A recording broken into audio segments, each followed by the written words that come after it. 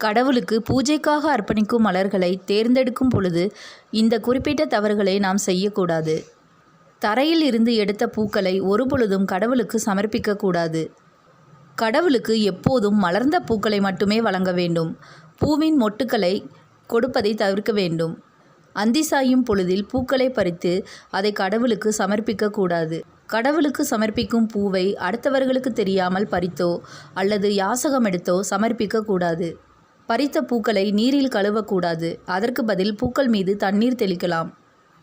வாடிய பூக்கள், புழுக்கள் தாக்கிய பூக்களை கடவுளுக்கு சமர்ப்பிக்கக்கூடாது.